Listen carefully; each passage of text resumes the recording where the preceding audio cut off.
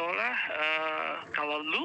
nggak kalau lu nggak bisa lemesin diri lu, atau lu nggak bisa kalau lu lu nggak akan hidup di sini. Bagusan lu jadi pendeta aja, sampai sebegitu. Saya diomongin begitu loh di tempat pekerjaan saya. Namun ini ketika sharing aja, tempo hari saya kecewa juga sekarang akan pilihan yang saya ambil. Saya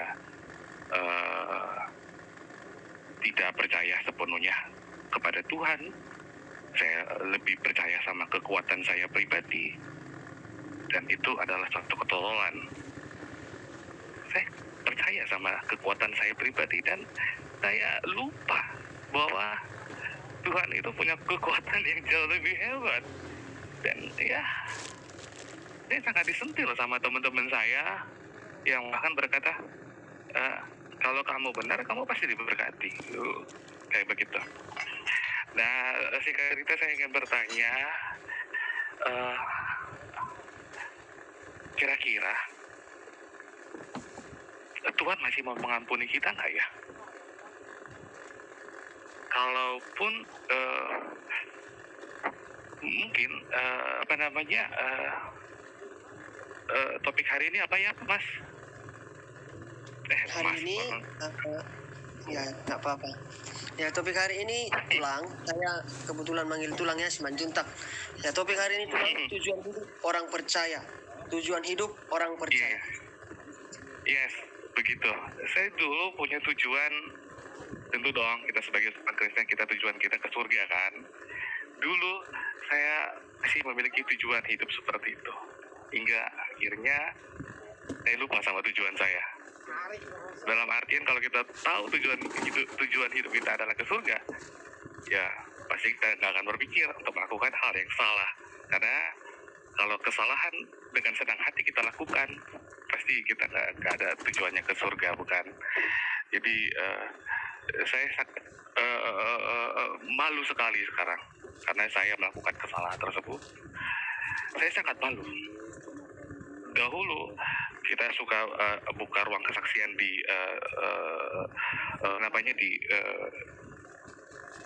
peribadahan online, dan saat sekarang saya malu sekali karena saya sudah melakukan kesalahan.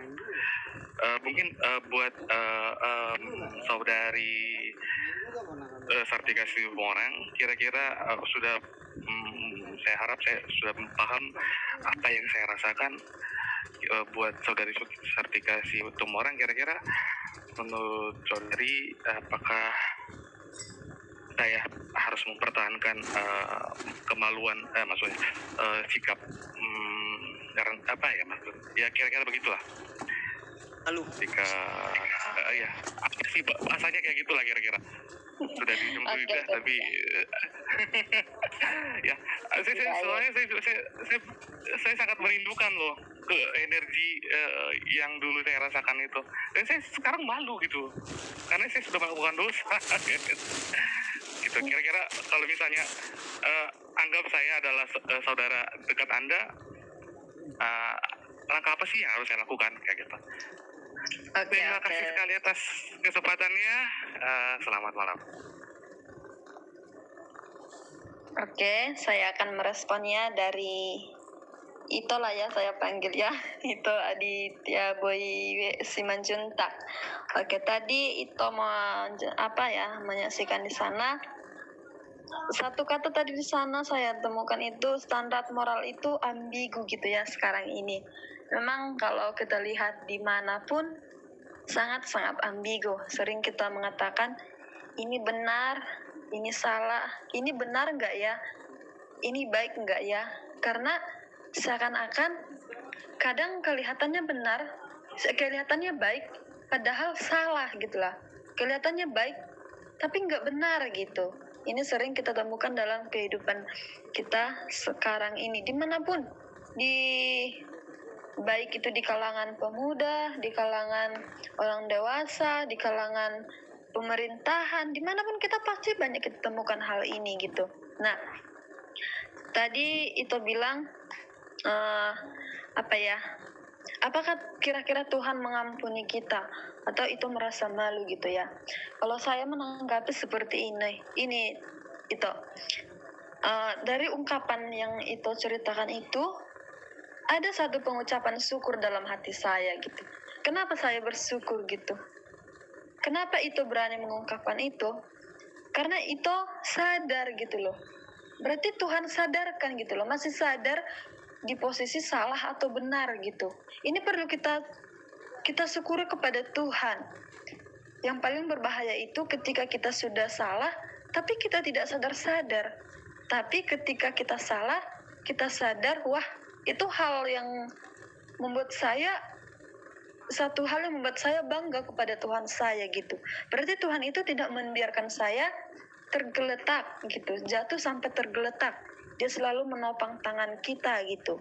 Nah, jadi satu poin yang saya berikan kepada itu, mengucap syukur atas kesadaran yang Tuhan berikan gitu ya.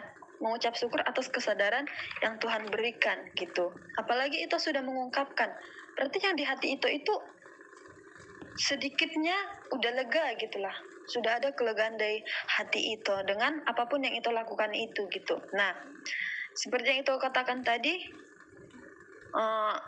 kalau kamu mengaku kamu tidak akan hidup di sini gitu. Tapi kalau enggak kamu jadi pendeta aja gitu ya, dari sekeliling, dari sekitar kita. Ini satu tantangan untuk kita mempertahankan komitmen kita tadi, tujuan hidup kita tadi gitu. Kenapa muncul tujuan hidup? Nah, itu akan berkaitan dengan komitmen gitu ya. Ada kaitannya dengan komitmen kita gitu. Nah, ini namanya apa ya? Kayak satu proses lah di dalam komitmen kita itu. Tapi itu tadi sudah mengakui saya jatuh, itu bilang ya. Saya tidak bertahan, saya sudah berbuat salah gitu. Nah, tapi kira-kira Tuhan mengampuni kita enggak? Nah, di sini Tuhan itu mengasihi kita. Memang Tuhan kita itu Tuhan pengasih dan Tuhan yang maha adil. Maksudnya apa? Tuhan itu, kita adalah anak-anaknya yang sudah ditebus, diselamatkan dengan kasih-Nya. Ya, itu karena kasih-Nya Tuhan. Tapi Dia tetap Allah yang adil. Kita yang sudah dikasihi ini, kalau kita melakukan dosa, melakukan pelanggaran, pasti dapat konsekuensinya. Bukan berarti kita diampuni akan kesalahan kita itu. Tuhan itu tetap menerima kita. Kita minta ampun, Tuhan itu menerima kita. Tapi ada konsekuensi yang kita terima dari apa yang sudah kita lakukan itu. Gitu. Apapun itu dosa, apapun yang kita lakukan itu, kesalahan apapun, pelanggaran apapun yang kita lakukan itu, iya, kita minta ampun, Tuhan ampuni, Tuhan terima lagi kita.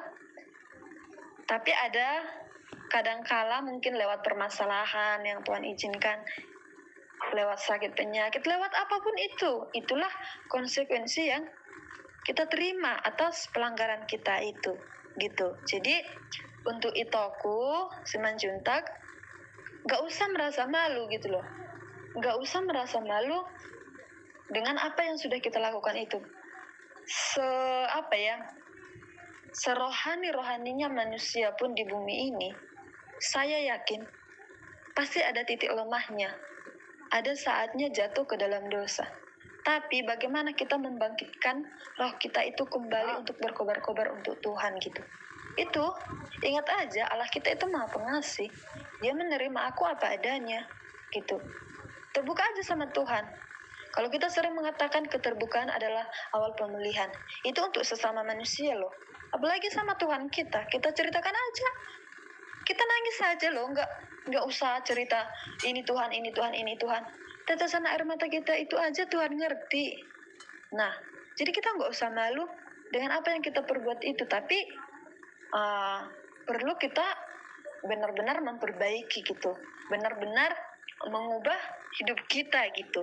Ya, saya yakin dengan kekuatan kita tidak mampu mengubah hidup kita. Dengan tuntunan Roh Kudus yang memampukan gitu. Jadi semerah apapun, ada firman Tuhan, semerah germiji, pokoknya sebesar apapun dosa kita, Tuhan sanggup membuatnya, Tuhan sanggup tetap mengasihi kita, menerima kita apa adanya. Jatuh, bangun itu sering kita alami sebagai manusia.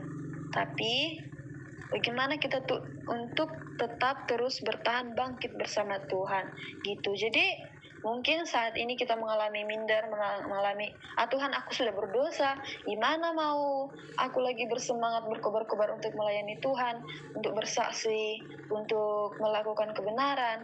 Nah itu sering muncul di pikiran kita, tapi mari mulai saat ini kita berpikir positif gitu. Kita berpikir positif, aku pasti bisa bersama Tuhan gitu. Pasti bisa bersama Tuhan. Tuhan tetap mengasihi aku. Tuhan tetap menerima aku gitu. Jadi lewat firman Tuhan ini, lewat sering kita ini, saya mengajak itu tetap bersemangat dalam Tuhan. Jangan fokus ke masa lalu atau pelanggaran atau kesalahan yang sudah dilakukan yang dahulu. Bereskan dengan Tuhan, Tuhan sudah terima, ya sudah, kembali berkobar-kobar untuk Tuhan. Kira-kira seperti itu. Terima kasih, Tok. Semangat. Gimana kira-kira Tulang? Waduh, hebat sekali loh kekuatan yang diberikan ke aku, dan ya cukup membuat air mata juga sih. Merasakan energi tersebut. Terima kasih sekali Sartika Sitiawan. Ya, Tok, sama-sama, Tok. Tetap semangat di dalam Tuhan. Oke, terima kasih buat Tulang Simanjuntak. Oke, ada lagi teman-teman. Ini ada angkat tangan ini, siapa namanya nih, nggak tahu. Jo. Udah nggak ada dia. Ya teman-teman yang mau bertanya, yang mau sharing silakan. Jangan malu-malu, nggak usah malu-malu yuk. Kalau tadi sudah cowok, sekarang kalau ada cewek. Yuk teman-teman, selagi ada si Sartikanya di sini, jangan disia-siakan loh. Waktu ini adalah kesempatan. Yuk mari yuk. Yang mau sharing boleh, yang mau bertanya boleh, yang mau curhat juga boleh.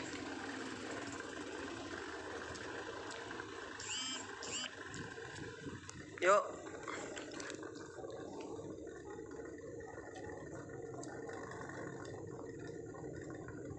Gak adakah ini? Masa kalian gak mau bertanya? Oh ini Agus Rin Situmorang.